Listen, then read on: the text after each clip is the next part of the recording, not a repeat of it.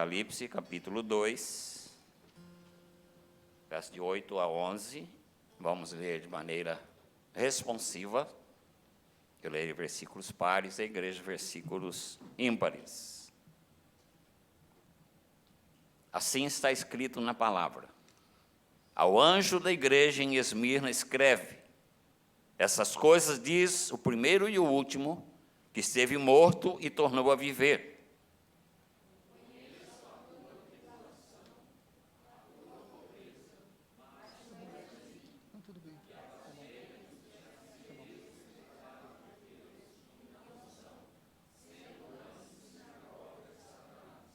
Não temas as coisas que tens de sofrer. Eis que o diabo está para lançar em prisão alguns dentre vós, para ser expostos à prova, e tereis tribulação de 10 dias. Ser fiel até a morte, e dar-te-ei a coroa da vida.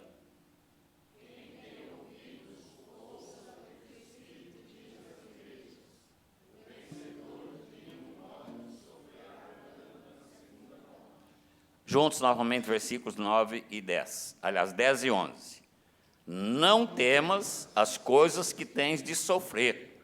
Eis que o diabo está para lançar em prisão alguns dentre vós, para ser dispostos à prova, e tereis tribulação de 10 dias. Ser fiel até a morte, e dar-te-ei a coroa da vida. Quem tem ouvidos, ouça o que o Espírito diz às igrejas. O vencedor, de nenhum modo, sofrerá dano da segunda morte. Pai querido, nos aproximamos agora da Tua palavra, e o nosso rogo, o nosso pedido, é que o Senhor aplique a Tua palavra segundo a necessidade de cada coração que está conosco nesta noite. Irmãos que estão aqui presencialmente, irmãos que estão conosco, de seus lares, nos acompanhando em outros lugares pela internet. Pai, fala conosco. Pai, quero agradecer pela vida do Emir, do Nathalie, servos do Senhor, que o Senhor tem usado na área musical, assim como nosso reverendo Silas e nosso grupo de louvor, para poder trabalhar nossos corações e preparar assim nossos corações para ouvirmos a Tua voz. Fala conosco, Pai. Mais uma vez te peço, o Senhor conhece a nossa necessidade e trabalha nesse momento em particular cada coração. É o meu pedido, em nome do Senhor Jesus. Amém. Não temas as coisas que tens de sofrer. Eis que o diabo está para lançar em prisão alguns dentre vós, para ser dispostos à prova. E tereis tribulação de 10 dias. Ser fiel até a morte, dar-te-ei a coroa da vida. O vencedor de modo nenhum, ou de nenhum modo, sofrerá o dano da segunda morte. Queridos, esse texto é um desafio para nós, os salvos, nos dias atuais. Talvez não enfrentemos uma situação como enfrentava a igreja de Esmirna. Nós não vemos aqui, nesse texto, como nas outras cartas do Senhor Jesus para as igrejas, não vemos aqui nenhuma repreensão. Mas nós temos aqui um desafio para uma igreja que era fiel ao Senhor. E era uma igreja que estava para conhecer um período de provação. Enquanto eu preparava essa mensagem, me veio ao coração essa interrogação. Se essa mensagem viesse hoje para a Igreja Presbiteriana Unida de São Paulo, se o Senhor dissesse assim para a gente: eis que alguns de vós serão colocados à prova. Qual seria a nossa reação? Talvez você dissesse: eu não, Senhor. Eu não estou preparado. Se eu provo o presbítero Tambelino, provo o presbítero Wilson, provo o presbítero Cleverson. Eu não estou preparado. Mas o Senhor promete que vai estar junto com a sua igreja. Os irmãos viram o reverendo Alexandre concluindo a mensagem dele hoje, dizendo, Jesus dizendo, eis que eu estou convosco todos os dias, até a consumação dos séculos. Então o Senhor vai estar sempre conosco, igreja dele, tanto nos momentos de provação, quanto nos momentos também de tentação. Que o Senhor Jesus ora por nós. A oração sacerdotal de João, capítulo 17, diz assim, não peço que os tires do mundo, e sim que os guardes do mal. Então, onde você está, onde eu estou, onde nós estivermos, nós somos ali a igreja do Senhor Jesus Cristo. E somos alvos dos ataques de Satanás. Nós temos essa convicção. O Senhor diz ao Pai, guardes do mal. Porque o Senhor Jesus sabe que o inimigo está ao nosso derredor, tentando atrapalhar o ministério da igreja, tentando atrapalhar a sua vida, a minha vida. Qual era o contexto que vivia a igreja de Esmirna nesses dias? Havia um templo na cidade dedicado a Tibério. E o governador, o imperador, exigia que a população adorasse o imperador, pelo menos uma vez por ano. Havia uma grande festa, queimavam incenso diante do altar e adoravam o imperador como senhor da vida deles. Mas tinha um grupo fiel lá em Esmirna, a igreja presbiteriana de Esmirna. Eles eram fiéis ao Senhor. E eles jamais se curvaram diante do imperador. Porque seria o quê? Uma infidelidade ao Senhor Jesus Cristo. Aquela cidade, queridos, é uma cidade entregue à idolatria. E então a gente pensa, mas num lugar assim, existe uma igreja fiel? Existe uma igreja forte? Por quê? Porque os irmãos ali constantemente estão correndo perigo de vida. Os irmãos ali constantemente estão sendo tentados a ter a sua fé enfraquecida, a sucumbir à sua fé. Não havia problemas dentro da igreja, mas o problema estava fora da igreja. Cada servo de Deus ali da igreja, era desafiado diariamente a dizer não ao culto pagão e à blasfêmia do povo da cidade. Conta-nos o missionário Tim Johnson que no século 17 havia alguns cristãos que serviam fielmente ao Senhor Jesus numa ilha do Japão. E o líder daquela província japonesa, chamado Shogun, decidiu que esse grupo de crentes que havia ali era uma ameaça para a cultura tradicional daquele povo. Então, orientado por Satanás, ele preparou uma armadilha para os servos fiéis. O que ele fez? Ele pegou uma imagem do Senhor Jesus, que no meio da idolatria isso é muito comum, e colocou na rua principal daquela província e exigiu que os servos de Deus que passassem por ali tinham de pisar aquela imagem. E que aquele ato de pisar a imagem era um ato de dizer, estou renunciando à minha fé no Senhor Jesus, por isso estou pisando essa imagem.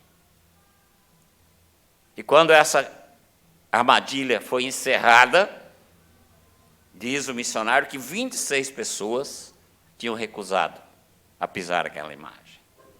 Tinham recusado a dizer não ao Senhor Jesus Cristo. Então ele apanhou essas 26 pessoas e as crucificou bem à beira do rio, onde todas as pessoas iam lá para buscar água, para tomar seu banho no dia do calor, para que todos pudessem ver. E aí vem a pergunta muito forte ao meu coração que eu quero compartilhar com vocês. Você seria crucificado por causa da sua fidelidade ao Senhor Jesus? Essa é uma pergunta muito pessoal. E eu quero que você responda, você e Deus, na sinceridade do seu coração. Você estaria disposto a ser crucificado por causa da sua fidelidade no Senhor Jesus? Querido, o Senhor Jesus jamais vai ficar devendo alguma coisa para alguém. Esse texto que nós estamos estudando, ele diz que dá uma recompensa pela lealdade, pela fidelidade. Ele também garante que nós não passaremos pela segunda morte. E também a outra promessa que ele faz, que ele nos dará a coroa da vida. Nós temos 3 recompensas que o Senhor Jesus promete a cada um de nós nesse texto. E a primeira recompensa que ele promete é a vitória frente às provações e tentações. Então veja aí que ele diz, nós lemos juntos, né? Ele diz assim no versículo 10, não temas as coisas que tens de sofrer. Não temas as coisas que tens de sofrer. O que nós temos sofrido nos dias de hoje? Nós temos sofrido provações, temos sido rodeados de tentações. Então nós vamos meditar, queridos, nesta noite, sobre a fidelidade recompensada. O Senhor faz 3 promessas, e a primeira é esta: vitória frente às provações e tentações. A fidelidade, queridos, não é fácil, tanto naqueles dias dos irmãos de Esmirna, muito mais nos dias de hoje. Porque você, como servo de Deus, como serva de Deus, sofre discriminação. Você, como servo de Deus, como servo de Deus, passa por provações. Você, como servo de Deus, como serva de Deus, enfrenta tentação a cada instante, a cada momento. Qual é o objetivo do Senhor permitir a provação na nossa vida como salvos, como servos? É fortalecer o nosso caráter. Esse é o objetivo das provações. Quando o Senhor permite uma provação na sua vida, na minha vida, Ele quer então fortalecer o nosso caráter. O Senhor Jesus diz assim: no mundo tereis tribulações, mas tende bom ânimo, eu venci o mundo. Então nós percebemos, queridos, que o Senhor Jesus, Senhor da nossa vida, Senhor da nossa igreja, Ele tem o máximo de interesse que nós entendamos a razão do sofrimento na nossa vida. Porque através das tribulações, a oportunidade de crescimento espiritual. Porque você vai depender mais de Deus. Você vai ver as suas limitações, suas fraquezas, e você vai correr para onde você deve correr, para os braços do Pai. Então você vai ter a sua vida espiritual fortalecida. E você não vai amargar derrotas. Eu venci, Jesus disse. E Ele, que é o Senhor da nossa vida, venceu, nós também seremos vencedores. Paulo, Atos 14, 22, diz assim: por muitas tribulações nos é necessário entrar no reino dos céus. Então eu quero que você grave isso na sua mente. Que a fidelidade ao Senhor, ela traz para a gente confiança. E essa confiança nos torna servos mais firmes e fiéis ao Senhor para enfrentarmos qualquer situação. Essa é a primeira promessa de Jesus. Eu vou estar com você em meio às provações, em meio às tentações. Por isso que vai dizer depois ser fiel. Porque Ele é fiel conosco. E a segunda promessa feita pelo Senhor Jesus: ser fiel até a morte, e eu te darei a coroa da vida. Então, essa é a segunda promessa. Te darei a coroa da vida. E a expressão exata é coroa de vida. A nossa tradução, revista atualizada, fala da vida. Mas a versão corrigida diz coroa de vida. Ou seja, essa palavra aparece em várias oportunidades no Novo Testamento. Ela aparece, por exemplo, em Tiago 1,12. Tiago diz assim: bem-aventurado o homem que suporta com perseverança a provação, porque depois de ter sido aprovado, receberá a coroa da vida, a qual o Senhor prometeu àqueles que o amam. Já em 2 Timóteo 4,8, Paulo usa outra expressão, ele usa a expressão coroa de justiça. Agora a coroa da justiça me está guardada, a qual o Senhor, reto juiz, me dará naquele dia, e não somente a mim, mas também a todos quanto amam a sua vinda. Coroa de justiça. 1 Tessalonicenses 2,19, parece a expressão coroa de alegria. Pois quem é a nossa esperança ou alegria? Ou coroa em quem exultamos? Na presença do nosso Senhor Jesus em sua vinda? Não sois vós? A coroa agora de alegria. E Pedro fala em 1 Pedro capítulo 5, verso 4, quando ele está se dirigindo aos presbíteros da igreja, ele fala sobre coroa de glória. Ora, logo que o Supremo Pastor se manifestar, recebereis a imarcessível coroa de glória. Então ele está desafiando aqui a nós, líderes, presbíteros da igreja, a administrarmos bem o rebanho que é dele. O rebanho de Deus. Então aqueles que administrarem bem, receberão a imarcessível coroa de glória. E muitas vezes, queridos, eu sinto um tremor quando eu penso nesse texto. E me pergunto, será que eu estou sendo um bom administrador das ovelhas que o Senhor confiou às minhas mãos? Que muitas vezes a nossa tendência humana e pecadora é querer ser um ditador no rebanho e não ser um pastor. Mas querer ditar regras e querer que todos façam aquilo que eu acho que é certo. Então, quando Pedro diz assim, logo quando o Supremo Pastor se manifestar, é o nosso pastor, o Senhor Jesus Cristo, recebereis a imarcessível coroa de glória. Portanto,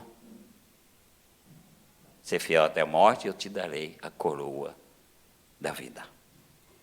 Então, queridos, há um contraste aqui, que o apóstolo Paulo faz um contraste entre essa coroa, né?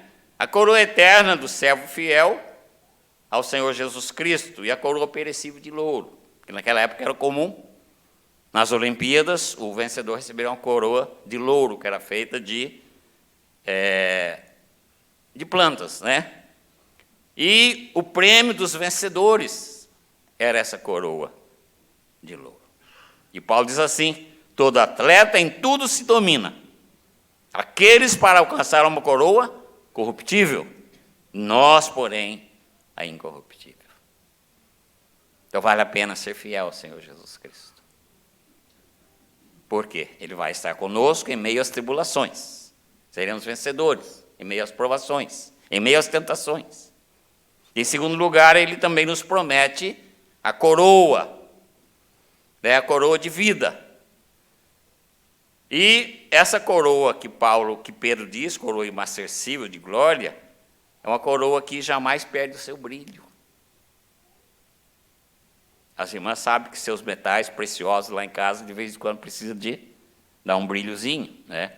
Mas essa coroa não perde o seu brilho, ninguém precisa lustrar, né? Essa coroa que ela jamais perde o seu brilho. Então, em todas essas expressões de coroa, queridos, é usada no grego a palavra de, coroa de glória, coroa de alegria, coroa de justiça.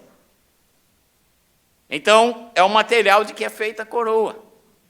Então, quando ele diz assim, coroa de glória, essa coroa é feita de glória. Coroa de justiça é uma coroa feita de justiça. Coroa de alegria, ela é feita de alegria. E coroa de vida, ela é feita de vida. Então você pode dizer, mas que confusão, pastor, esse negócio de coroa, né? Então vamos explicar um pouquinho aqui o que significa essa expressão, o que significava na época, para a gente poder entender bem o texto. Então o grego usa duas palavras para coroa. A primeira palavra é diadema. Diadema era aquela coroa toda cravejada de diamantes, que era a coroa real. E usa a palavra Stefanos, ou Stefanos, que significa momentos de alegria e vitória. É aí que nós entramos. Momentos de alegria e vitória. Então, uma das interpretações, né, dessa coroa de alegria e vitória é a coroa que recebia os vencedores nos Jogos Atléticos, aquela coroa de louro, coroa feita de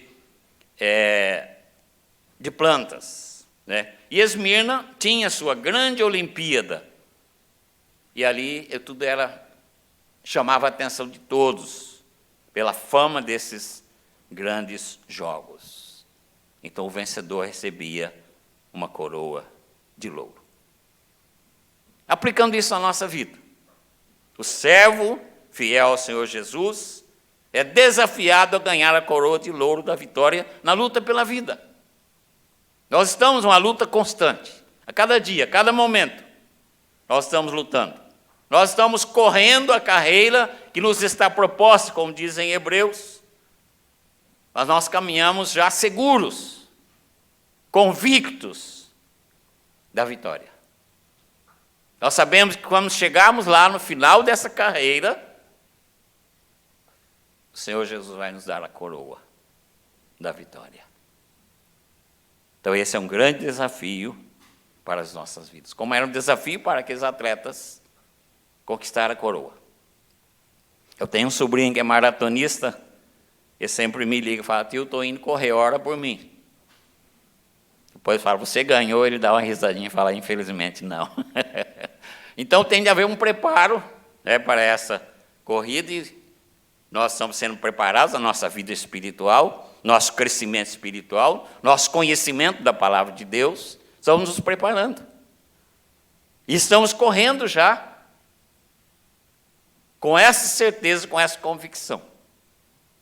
Ser fiel até a morte e dar-te-ei a coroa da vida. A segunda explicação para essa coroa também recebia alguém que executava de maneira eficiente e fiel a tarefa do magistrado. Então, os juízes, né, os desembargadores, quando exerciam bem o seu trabalho, quando terminava o tempo de serviço deles, eles não recebiam aposentadoria, eles recebiam uma coroa. Quer dizer, você fez bem o seu trabalho. Alguns dos nossos juízes hoje não receberiam, né? Infelizmente. Então, essa é a recompensa pela fidelidade no cumprimento de uma tarefa. Então, queridos, se você e eu, se nós servimos fielmente ao Senhor Jesus, e aqueles que estão ao nosso redor, que é o nosso próximo, nós receberemos a nossa coroa. Você executou muito bem o seu trabalho. Muito bem, servo bom e fiel. Pois fiel no pouco, sobre o muito te colocarei. Então isso nos desafia a analisar como temos executado a nossa tarefa. Temos executado com fidelidade, com seriedade, com honestidade. Lembre-se que o magistrado que fazia bem a sua função recebia uma coroa. A coroa está nos aguardando. A outra posição, a quarta posição, aliás, a terceira, era uma coroa usada, ou arranjo de flores, nas festas e banquetes. Então, essa coroa era símbolo de alegria festiva. Então, isso aplicando à nossa vida, haverá uma grande festa no lar celestial. E nessa grande festa, nós vamos ser recebidos pelo hospedeiro, que é o Senhor Jesus Cristo. E vamos receber, então, a nossa coroa de alegria festiva. A quarta interpretação para a coroa é que os pagãos tinham o costume de pôr na cabeça uma coroa quando iam ao templo adorar seus deuses. Então, eles iam adorar e colocavam então aquela coroa, ou seja, a alegria de comparecer perante o seu Deus. Nós estaremos perante nosso Deus naquele grande dia. Então, a coroa de alegria e festividade de estar na presença do Deus Todo-Poderoso. E a última coroa, que a gente vê nos desenhos, por aí nas gravuras, né, aquela chamada auréola, que aparece nas gravuras, né, dos santos, nas gravuras. Então, queridos, aplicando tudo isso à nossa vida, é possível que nessa vida de lealdade ao Senhor Jesus, Ele coloque sobre a sua cabeça e minha cabeça uma coroa de espinhos. Você vai dizer, essa eu não quero. Essa vai doer. Pode acontecer isso. Uma tribulação que você está enfrentando ou vai enfrentar, que pode representar uma coroa de espinhos, que está na sua cabeça porque você é leal ao Senhor. Mas lembre-se, de que na vida futura, nós levaremos a coroa de glória, a coroa de vitória. Cipriano, escrevendo sobre a fidelidade dos salvos até a morte, ele usa duas frases. Ele diz assim que os fiéis a Jesus até a morte são ilustres, com nobreza de um bom nome. E ele diz também que é uma tropa de mantos brancos entre os soldados de Cristo, ou seja, um destaque. Todo mundo vestido de maneira normal, mas aquele grupo vestido de branco. Por quê? É um grupo fiel ao Senhor Jesus Cristo. É um grupo que está correndo em busca da coroa prometida pelo Senhor Jesus. Em terceiro e último lugar, o Senhor Jesus promete. Primeiro, ele promete ser fiel até a morte e dar-te a coroa da vida. Ele promete que não sofrerão o dano da segunda morte. Não sofrerão dano da segunda morte. Ou seja, os servos fiéis recebem essa gloriosa promessa. E essa frase, queridos, ela não aparece no Velho Testamento, só aparece no Apocalipse. Essa frase, segunda morte. Por exemplo, Apocalipse capítulo 20, verso 6 diz assim: bem-aventurado e santo é aquele que tem parte na primeira ressurreição. Sobre esses, a segunda morte não tem autoridade. Pelo contrário,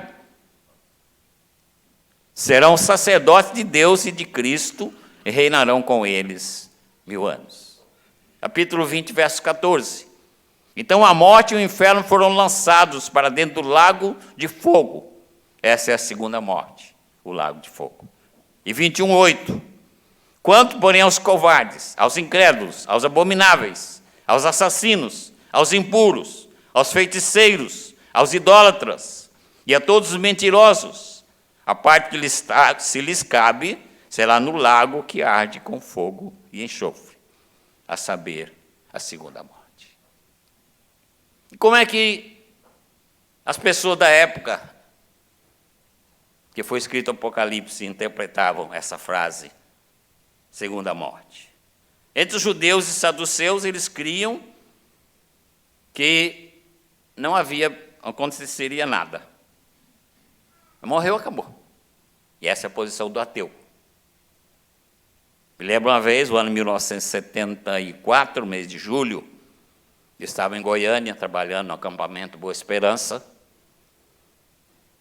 e eu fui com o pastor da igreja na prefeitura, estava cuidando de documentação, eu estava trabalhando no acampamento e também dando trabalho de férias na igreja lá, a Igreja Presbiteriana de Novo Horizonte, hoje uma grande igreja, naquela época uma congregação iniciando. E então o pastor falou, nós vamos segunda-feira na prefeitura, nós estamos mexendo com a documentação para a construção da igreja nova. E chegando na prefeitura, então ele foi chamado para conversar lá com as autoridades, eu fiquei sentado lá fora. E ao meu lado sentou um senhor. E eu comecei a cantar o hino, né, a resmungar o hino, isso é uma herança que eu ganhei de minha mãe fazia isso o tempo todo. Estava sempre resmungando o hino. lavando roupa, fazendo almoço, limpando casa, sempre cantando. Eu herdei isso dela. Então eu faço isso também o dia todo. Se você encontrar comigo na rua e ver eu sussurrando hino, não estou ficando doido não, tá? Então eu estava sussurrando um hino e o Senhor me cutucou, falou, o que é isso que você está fazendo? Eu falei, estou cantando um hino. Você é crente? Eu falei, sou. Aí ele falou, pois eu sou ateu. Eu falei, o senhor é ateu, então o senhor não crê em Jesus Cristo? Ele falou, não, isso não existe. Isso é história contada num livro que vocês chamam de Bíblia, escrita por homens também, e que não vai levar ninguém a nada. Ele falou assim, você é um rapaz novo ainda, inteligente, sai dessa vida. Ao invés de você ser um evangelista, um missionário, vai ser um médico, um engenheiro, um empresário, alguma coisa assim. Você está perdendo seu tempo. E nós conversamos mais ou menos umas 2 horas. Enquanto o pastor estava lá dentro, né, enrolado lá com documentação, eu estava lá fora, conversando com um ateu. E quando eu vi que não tinha jeito mesmo, né, eu falei, escuta, então vamos pensar o seguinte. A Bíblia fala em segunda morte. Ela diz que quando a nossa vida terminar aqui, existe a vida eterna e a condenação eterna. Ele falou, mas a Bíblia não existe, a Bíblia é uma mentira. Eu falei, então vamos ficar assim. Então, se for verdade, quando eu morrer, eu vou para o céu. Eu não vou sofrer dano na segunda morte. Jesus prometeu isso. E o senhor morrendo, o senhor vai para onde? Aí ele calou, falou, não quero conversa com você mais. Não. Me levantou e foi embora. Então, essa é uma posição que existe muito para as pessoas que fogem da realidade da Bíblia. Não, morreu, acabou. Morreu, acabou. Isso já era uma posição que existia já naquela época.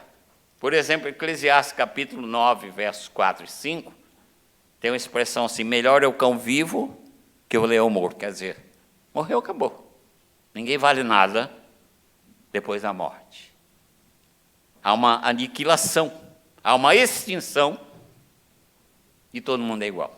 Tanto faz o justo como o ímpio. Ainda Eclesiastes 9, 2 diz assim, tudo sucede igualmente a todos. O mesmo sucede ao justo e ao perverso, ao bom, ao puro e ao impuro. Tanto o que sacrifica como o que não sacrifica, ao bom como ao pecador, o que jura como o que teme o juramento. Então, segunda morte não existe. Todo mundo morreu, acabou. Não existe mais nada. Esta é a posição. Mas tinha uma outra posição também, que dizia que haveria, sim, uma morte, segunda morte, para aqueles que não passassem no juízo de Deus. Já estava aproximando da realidade, né, da verdade bíblica, essa posição. Quando a vida terminar, você vai ser julgado no trono de Deus. E se você for considerado inocente, você não sofrerá a segunda morte. Então, a segunda morte como um castigo do juízo de Deus. E havia uma outra posição também, que havia um lugar intermediário. A pessoa morreu, enquanto não vem o grande julgamento, ela ficava num lugar intermediário, o que eles chamam de paraíso, né? Também aproximando da verdade. Quando Jesus disse para o ladrão, hoje mesmo estarás comigo no paraíso. Nossos santos irmãos que já partiram, estão no paraíso, aguardando a nossa partida também, aguardando a igreja ficar completa para a gente todos irmos morar na Nova Jerusalém. Então, queridos, vejo como é difícil a gente, muitas vezes, entender essas coisas diante de tantas explicações que vinham lá daquela época. Quando João diz assim, que os fiéis não serão danificados pela segunda morte, ele está repetindo ou confirmando aquilo que Paulo diz, que nada pode nos separar do amor de Deus que está em Cristo Jesus. Nem morte, nem vida, nem principado, nem potestades, nada pode nos separar. E eu concluo a mensagem dizendo que o salvo fiel ao Senhor está seguro, aqui, na sua vida, enquanto corre a carreira cristã, e ele tem a garantia da coroa da vida e a garantia de que não passará pela segunda morte.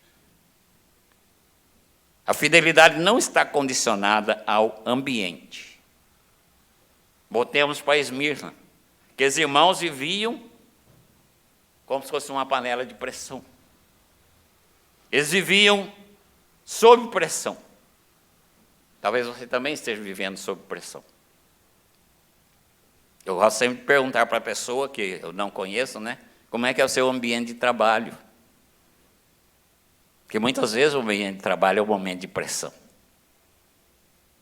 Talvez o lar, onde nem todos são de Jesus, é um lugar de opressão e de pressão. A escola, a faculdade, os amigos, muitas vezes se tornam um lugar onde nós estamos vivendo sob pressão. E o desafio do Senhor para você e para mim nessa noite é esse: seja fiel até a morte. Seja onde estiver, seja no ambiente que você estiver, seja fiel até a morte. O Senhor Jesus é o nosso grande exemplo de que vale a pena ser fiel. E a fidelidade, queridos, está na relação que Paulo faz sobre o fruto do Espírito. É um dos gominhos, né, do fruto do Espírito. A gente compara o fruto do Espírito a uma tangerina, a mexerica, lá na roça fala mexerica, né? É cheio de gomos.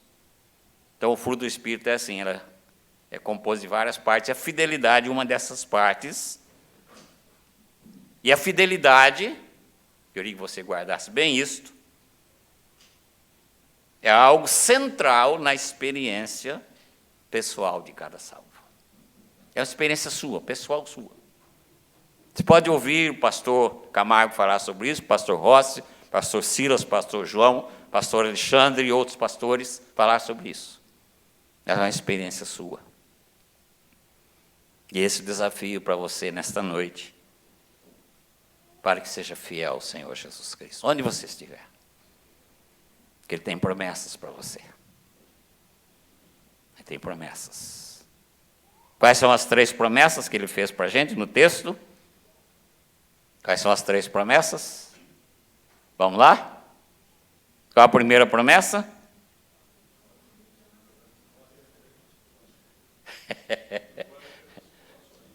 A primeira promessa é vitória. Não temas as provações, as tribulações. Quer dizer, eu estou com você todos os dias da sua vida, diz o Senhor Jesus. A segunda, coroa da vida. Nós estamos correndo. E lá na frente, nós temos já garantida uma coroa. Por quê? Por causa da nossa fidelidade. E a terceira e última promessa? Você pode glorificar a Deus por isso? Você não precisa ter medo da morte. Porque você não vai sofrer o dano da segunda morte. Uma vez nós estávamos num velório em Campinas, a mãe de um colega nosso que havia falecido. Toda a classe estava lá junto com esse colega. E eu chamei um colega e falei, vamos dar uma voltinha aqui. Haviam vários velórios, né? Eu falei, vou te desafiar uma coisa. Nós vamos entrar no velório, claro, com todo respeito, e vamos olhar a fisionomia da pessoa que morreu. E a gente vai ver a diferença de fisionomia. A pessoa que morreu com Jesus, a fisionomia dela é alegre. Agora, a pessoa que morreu sem Jesus, ela morreu no desespero. Porque ela sabe que tem a segunda morte, ela vai passar pela segunda morte. Aquele que morreu em Cristo, não. Não sofrerão o dano da segunda morte. Sempre que eu vou a um velório, eu vou até lá onde está a pessoa para ver a fisionomia da pessoa. E aí você Pode ter uma noção, né? A gente não é juiz de ninguém, tá? Não estou julgando ninguém.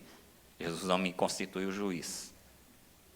Mas uma esperança, uma certeza que a gente tem na palavra é que nós não vamos passar de maneira alguma pelo dano da segunda morte. Então a morte para a gente é uma alegria. Paulo dizia que preferia partir e estar com Cristo, que é incomparavelmente melhor. Ser fiel até a morte e dar-te-ei a coroa da vida. Feche seus olhos, vamos orar. Eu não sei o que você precisa nesta noite, através dessa mensagem, mas com certeza o Senhor falou ao seu coração o que você precisa. Então abra o seu coração diante dele. Se está passando por alguma tribulação, ou uma provação, lembre-se que Deus não quer te humilhar nas provações, Ele quer que você saia fortalecido na sua vida espiritual. E saiba também que no meio da tentação Ele está te guardando. A oração do Pai Nosso, Jesus diz assim: não os deixes cair em tentação, mas livra-os do mal. É Jesus intercedendo por você, para que você seja sempre vitorioso em meio às tentações. Ser fiel até a morte e dar-te-ei a coroa da vida. Pai querido, te agradecemos pelo teu grande amor para conosco, a tua igreja. Amor esse, ó Pai, que nos enviou Jesus. Amor esse, ó Pai, que abriu o coração do Senhor para entregar aquilo que o Senhor tem de mais precioso. Para sofrer, Pai. O Senhor Jesus foi ali à cruz e sofreu. No meu lugar, no lugar de cada irmão querido aqui, cada irmã querida. Isso é amor. Por isso nós somos a igreja, a qual foi comprada por esse preço tão precioso. E essa igreja, Pai, é desafiada pelo próprio Senhor Jesus. Ele diz: meu servo, minha serva, ser fiel até a morte. Não temas a tribulação que tem de passar, a provação, mas ser fiel até a morte. Que eu dar-te-ei a coroa da vida, e de maneira alguma você vai sofrer o dano da segunda morte. Oh, Jesus maravilhoso, louvado seja o teu nome por tudo isso. Porque o Senhor opera isso no nosso coração hoje, através do teu Espírito Santo. Oh Deus, Espírito Santo, nós te louvamos. O Senhor opera maravilhas no nosso coração. O Senhor mostra para a gente coisas grandes e ocultas que não sabemos. Fortalece a tua igreja, para que sejamos fiéis até a morte. E para que, como aqueles irmãos ali no Japão, foram mortos porque não quiseram pisar uma simples imagem, que para nós não tem valor algum, mas para eles significava rejeitar o Senhor Jesus. Eles pisaram a imagem e foram crucificados, mas foram fiéis até a morte e receberam a grande coroa dada pelo grande Rei e Senhor Jesus Cristo. Fortalece, Pai, a tua igreja. É a minha oração, em nome do Senhor Jesus. Amém.